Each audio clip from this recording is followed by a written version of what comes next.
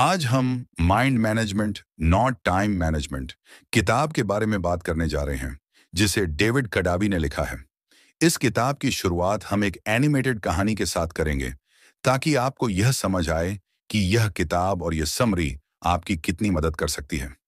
एक बार की बात है, एक आदमी अपने गुरु के पास आकर कहने लगा, गुरु जी, अपने जीवन में मैं लक्ष्य के लिए कुछ कर नहीं पा रहा हूं। अक्सर मेरे दिन फालतू के कामों में बीत जाते हैं। इस परेशानी को ठीक करने में कृपया मेरी मदद करें। गुरुजी ने उस आदमी को एक दूसरे संत का पता दिया और बोले, वहां जाओ, उनके साथ कुछ दिन बिताओ, तुम्हें इसका जवाब अपने आप मिल जाएगा। गुरु के कहने पर आदमी दूसरे संत के पास रहने चला गया। संत से जाकर कहा, मुझे गुरुजी ने आपके साथ रहने और कुछ दिन आपकी दिनचर्या को देखकर सीखने के लिए भेजा है। संत सहमत हो गए और दोनों साथ रहने लगे। आदमी ने देखा कि साधु का जीवन आम लोगों की ही तरह था। वो कोई विशेष काम नहीं करते थे। सिर्फ एक चीज ऐसी थी जिससे आदमी को हैरानी हुई कि संत हर रात सोने से पहले बर्तन को धोया करते थे और सुबह उठने के बाद भी ऐसा ही करते थे। कुछ दिनों तक ऐसा ही चलता रहा। एक दिन आदमी से रहा नहीं गया और उसने इसके बारे में संत से पूछा। संत ने जवाब दिया, मैं ऐसा इसलिए करता हूं ताकि बर्तन गंदे न रहे, और क्योंकि रात को भी इन पर धुल जमने की आशंका होती है, इसलिए फिर इन्हें सुबह साफ करता हूं। इसीलिए मैं एक स्वस्थ जीवन को जी रहा हूं। तुम्हारी परेशानी भी कुछ ऐसी ही है। तुमने अपने दिमाग में कई अलग अलग तरह के फालतू विचारों को भर रखा है, इसलिए तुम्हारे लक्ष्य के बारे में सोचने, उस पर ध्यान देने का समय नहीं बचता। इसे ठीक करने के लिए तुम अपने दिमाग के फालतू विचारों को हर रात सोने से पहले ध्यान करके साफ किया करो और सुबह उठने के बाद ध्यान किया करो, ताकि अपने विचारों के बारे में जागरूक हो सको और सिर्फ लक्ष्य प्राप्ति में सहायता करने वाले विचारों को ही प्राथमिकता दे सको। इसी तरह संत ने कई तरीके बताए, जिनका इस्तेमाल अपनी जिंदगी में करके आप उस आदमी की तरह अपने दिमाग को मैनेज करते हुए अपने समय को प्रोडक्टिव कामों को करने में लगा सकते हैं। इस बुक समरी में हम उन्हीं तरीकों के बारे में जानने वाले हैं। आपके पास समय है, लेकिन क्या आपके पास एनर्जी है?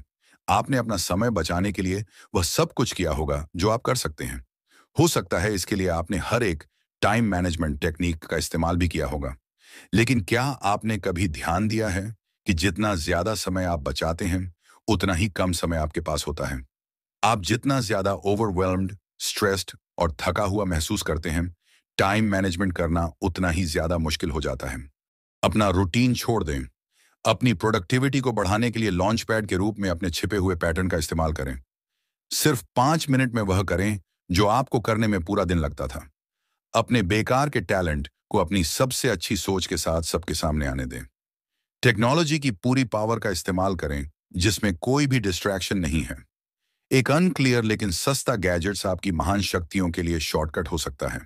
इसीलिए तब भी चलते रहे जब कुछ गड़बड़ी आती है। अपने अगले बड़े आइडियाज को ढूंढने के लिए अनप्रिडिक्टेबल चीजें करें। किताब को अच्छे से समझने के लिए हम इस किताब को 6 अध्यायों में अलग अलग डिस्कस करने जा रहे हैं। तो चलिए शुरू करते हैं। दिमाग का प्रबंधन, mind management not time management. Productivity time management की तुलना में माइंड मैनेजमेंट के बारे में ज्यादा है। हम सभी अपने दिन के समय को कितने अच्छे ढंग से बिताते हैं, यह वास्तव में इस बात पर निर्भर करता है कि हम अपनी नाजुक मेंटल एनर्जी का कितनी अच्छी तरह संभालते और इस्तेमाल कर सकते हैं। उदाहरण के लिए, जब हम किसी काम को करने की शुरुआत करते हैं, तो उस काम में पूरी तरीके से फोकस करने के लिए हमें काफी समय लग जाता है। वहीं अगर हमें माइंड मैनेजमेंट की टेक्निक का पता होता, तो हम अपना बहुत सारा समय बचा सकते हैं।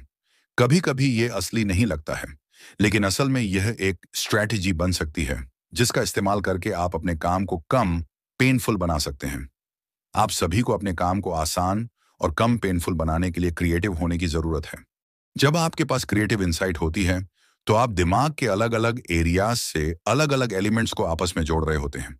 ये सब कुछ काफी अचानक से होता है और सिर्फ कुछ ही पलों में उनमें से कुछ टकराते हैं और फिर आपके पास एक इंसाइट होती है और एक अच्छा आइडिया निकल कर आता है।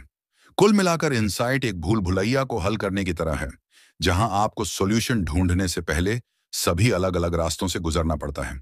वैसे तो अपने समय को मैनेज करना सभी के लिए आसान नहीं होता है, लेकिन जब हम नेचुरल रूप से जानते हैं कि यह सच नहीं है और जब हम वास्तव में चीजों को पूरा करने की कोशिश करते हैं, तो हम अपने समय का मैनेजमेंट करने की कोशिश करते हैं, जो कि कभी कभी बहुत ज्यादा मुश्किल हो जाता है। इसलिए टाइम मैनेजमेंट से ज्यादा माइंड मैनेजमेंट पर ध्यान दें। ऐसे आप अपने काम पर ज्यादा अच्छे तरीके से फोकस कर सकते हैं। माइंड मैनेजमेंट के 3 जरूरी सवाल। अगर आप सच में इस बात का पता लगाना चाहते हैं कि आपके दिमाग में क्या चल रहा है और क्यों आप अपने समय का सही इस्तेमाल नहीं कर पाते हैं, तो इसके लिए खुद से माइंड मैनेजमेंट के इन 3 जरूरी सवालों को करें। मुझे अभी किस तरह का काम करने की जरूरत है? क्या कोई काम बेहद प्रेशर वाला है, या क्या मैं अपनी मेंटल स्टेट को उस काम का गाइडेंस करने दे सकता हूं जिसे मैं अभी करने का फैसला करता हूं? मैं अभी किस तरह की मानसिक स्थिति में हूं? क्या मैं अभी इस काम को करने के मूड में हूं? क्या कुछ ऐसा है जो मैं खुद को सही मानसिक स्थिति में लाने के लिए कर सकता हूं? Mind management, not time management book. आप खुद से इन सवालों को करें और अपने जवाब का पता लगाएं, और समय के साथ अलग अलग हैक्स या रिचुअल्स का इस्तेमाल करें जो आपकी मानसिक स्थिति को बदलने में मदद करेंगे। फिर चाहे वो व्यायाम, मालिश, अलग अलग तरह के गाने, अलग अलग तरह की चाय, इन जैसा कुछ भी हो सकता है। आप अलग अलग कामों को करने के लिए अलग अलग जगहों को भी चुन सकते हैं। बस कुछ ऐसा करें जो आपको फोकस होने में मदद करे। ऐसा करके आप अपने माइंड को मैनेज कर सकते हैं, और अपने माइंड मैनेजमेंट के साथ आप अपने काम को बेहतर तरीके से पूरा कर सकते हैं। माइंड मैनेजमेंट का लक्ष्य आपकी मानसिक स्थिति को उस काम पर ध्यान केंद्रित करने के बारे में है जिसे आपको करने की जरूरत है, जबकि आपके दिमाग को उस काम को करना अलाउ होती है जो वह करना चाहता है। माइंड मैनेजमेंट की जरूरी बातें कई बार हमारे पास अपने काम को लेकर ज्यादा सोचने का समय नहीं होता है, लेकिन एक बार जब सब साफ हो जाता है तो आपको वास्तव में पता चल जाता है कि आपका दिमाग इन सब के दौरान क्या कर रहा था। यह किताब मूल रूप से ब्रेन वेव्स, न्यूरोट्रांसमीटर्स और दिमाग के अलग अलग एरियाज को एक्सप्लेन करती है, जिससे पता लगाया जाता है कि वे सभी आपके पूरे दिन एक साथ कैसे काम करते हैं। वास्तव में यह समझने से कि आपका दिमाग कैसे काम करता है, आपके पास एक फ्रेमवर्क हो सकता है जिसके साथ यह समझना होगा कि आपके दिमाग के साथ क्या चल रहा है, और इस तरह आप अपनी कीमती मानसिक ऊर्जा का बेहतर तरीके से इस्तेमाल करना सीख सकते हैं। बस इसके लिए इन जरूरी बातों का ध्यान रखें। आपका दिमाग प्लास्टिक है। हर बार जब आपके न्यूरॉन्स में आग लगती है तो यह उन रास्तों के लिए फिर से आग लगाना आसान बनाता है। यह माना जाता था कि एडल्टहुड तक पहुंचने के बाद दिमाग एक स्टेबल हिस्सा था, लेकिन अब हम जानते हैं कि दिमाग जीवन भर बदलता है। इसका मतलब है कि हर बार जब आप एक थॉट या एक्शन लेते हैं तो आप अपने दिमाग के लिए उस थॉट या एक्शन को दोबारा करना आसान बनाते हैं, जिससे आपको बाद में पॉजिटिव रिजल्ट मिलते हैं। अपने प्रीफ्रंटल कॉर्टेक्स से प्यार करें। आपका प्रीफ्रंटल कॉर्टेक्स आपके दिमाग का सबसे नया हिस्सा है। आपका प्रीफ्रंटल कॉर्टेक्स प्रायोरिटाइज, प्लान और अर्ज जैसी चीजों को दबाने का इंचार्ज है, लेकिन आपका प्रीफ्रंटल कॉर्टेक्स छोटा है और इसे बहुत सारी एनर्जी की जरूरत होती है। इसीलिए जब यह थक जाता है तो आपके लिए यह सोचना मुश्किल होता है कि आप अभी क्या कर रहे हैं। इसीलिए अपने प्रीफ्रंटल कॉर्टेक्स को अच्छी तरह से काम करने देने के लिए उसे आराम करने दें। अपने अमिगडला से लड़े। आपका अमिगडला आपके दिमाग के पुराने हिस्सों में से सबसे पुराना है। एक छिपकली का दिमाग असल रूप से पूरा अमिगडाला है। आपका अमिगडाला डर से ज्यादा इंस्पायर्ड होता है और आपको खतरे से बचाने के लिए प्रोग्राम किया गया है। वास्तव में मुश्किल हिस्सा यह है कि आपका अमिगडाला आपके दिमाग के बाकी हिस्सों से पहले भी आपके शरीर के साथ बातचीत करता है, जो बहुत ज्यादा कॉम्प्लेक्स सोच को संभाल सकता है। उदाहरण के लिए, अगर आप एक सांप देखते हैं तो आपका अमिगडाला आपके सिंपैथेटिक नर्वस सिस्टम को आपकी दिल की स्पीड को बढ़ाने के लिए कहता है, इससे पहले कि आपकी आंखें आपके दिमाग को बता सके यह एक सांप है। आपके दिमाग के बाकी हिस्सों के अनुसार आपके दिल की स्पीड बढ़ने से आपको सांप से डर लगता है। आपका अमिगडाला हमेशा चाहता है कि आप सेफ रास्ता लें, और यह आपकी क्रिएटिविटी को दबा सकता है।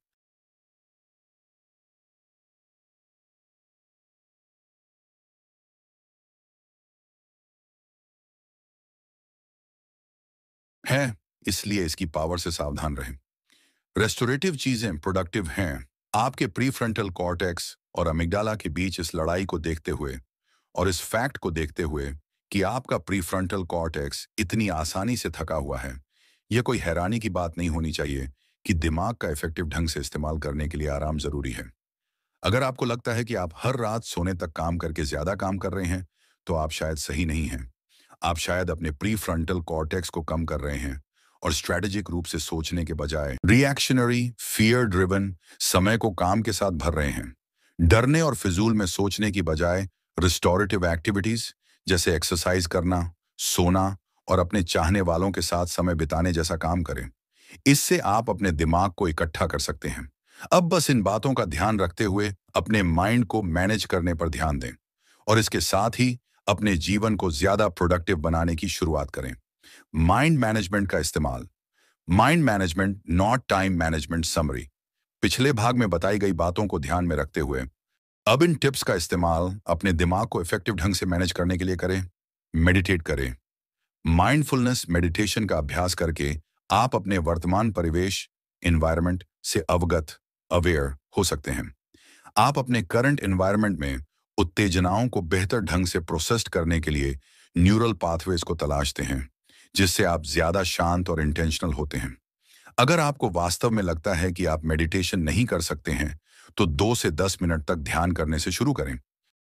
अगर आप 2 मिनट के लिए भी ध्यान नहीं कर सकते हैं, तो आपके पास बहुत बिजी होने की तुलना में बड़ी समस्याएं आ सकती हैं। इसलिए रोजाना मेडिटेशन करने की आदत डालें। प्लान बनाने के लिए समय निकालें। प्लान बनाने के 2 फायदे हैं।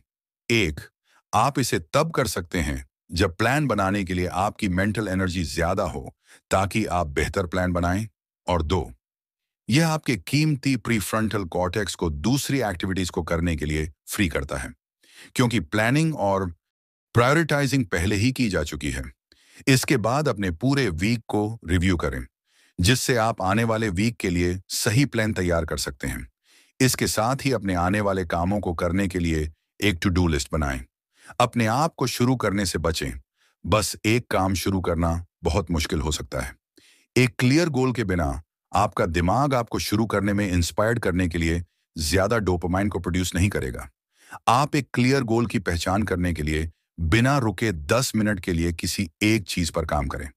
ऐसा करके क्या हासिल करना चाहते हैं, और एक बार जब आप वास्तव में अपने काम को करने में 10 मिनट लेते हैं, तो उस पर काम जारी रखना आसान हो जाता है। समय और बेवकूफ छोटा पप्पी ऐसा नहीं है कि प्रोडक्टिविटी के लिए समय इरेलेवेंट है। लोग अक्सर प्लान के साथ शुरू नहीं करते हैं, और जब उन्हें पता चलता है कि उनका समय कहाँ जाता है, तब बहुत देर हो जाती है। समय को समझना और हम इसका इस्तेमाल कैसे करते हैं, सिग्निफिकेंट कंट्रीब्यूशन देने वाले जीवन के लिए जरूरी होता है। लेखक कडावी किताब में अपने समय को ट्रैक करने का सुझाव देते हैं। काम में लगने वाले समय का अंदाजा लगाने में 1 साल की प्रैक्टिस आपके समय को हमेशा के लिए देखने के तरीके को बदल देती है, जिसके बाद आपको बेहतर परिणाम मिल सकते हैं। सुनने में यह काफी अजीब लगता है, लेकिन ऐसा करना संभव होता है। कुछ हद तक कंसिस्टेंट और क्लियर प्रोग्रेस को हासिल करने के लिए अपने समय का इस्तेमाल सही तरीके से करने पर ध्यान दें। जब अपने वीक का प्लान बनाने का समय आता है, तो हर चीज को ध्यान में रखते हुए प्लान बनाएं। इसके साथ ही क्लियर गोल तय करें, क्योंकि जो काम करने में और जिनके परिणाम अच्छे नहीं होते हैं, हम उन्हें करना भी पसंद नहीं करते हैं। इसलिए इस बात का ध्यान रखें कि आप कैसे गोल बनाते हैं। जेरी साइनफेल्ड इस प्रॉब्लम को एड्रेस करते हैं, क्योंकि यह स्टैंड अप कॉमेडी के बनने से रिलेटेड है, एक प्रैक्टिस जो उन्होंने लगातार 40 से ज्यादा सालों से की है। Mind management not time management. Hindi Seinfeld कहते हैं, नॉलेज के लिए दिमाग की एबिलिटी इन्फिनिट है। दिमाग एक बेवकूफ छोटा पपी है, जिसे आसानी से ट्रेन किया जा सकता है। अपने दिमाग को दिमाग के साथ भटकाने की कोशिश न करें। दिमाग को मास्टर करना बहुत आसान है, आपको बस इसे लिमिटेड रखना है। लिमिटेड रखने के साथ रिपीटिशन और सिस्टमेटाइजेशन के जरिए से आप ऐसा कर सकते हैं। कड़वी इन मेंटल स्टेट्स को सीमित समय तक अप्लाई करके दिमाग को सीमित करने के बारे में कहते हैं। यह प्रोक्रेस्टिनेशन के साथ आपकी मदद कर सकता है। और वह लिखते हैं, अगर आपके पास काम करने के लिए दिन में 8 घंटे हैं, तो आपके पास प्रोक्रेस्टिनेशन करने के लिए बहुत समय है। लेकिन अगर आपने 2 घंटे के ब्लॉक को पहचान लिया है, जिसमें आप दिन के किसी भी दूसरे समय की तुलना में कई गुना ज्यादा प्रोडक्टिव हो सकते हैं, तो यह अर्जेंसी की भावना पैदा करता है। उदाहरण के लिए, एक समय में एक किताब लिखने का लक्ष्य रखने के बजाय आपका काम 500 शब्दों को लिखने से शुरू हो सकता है।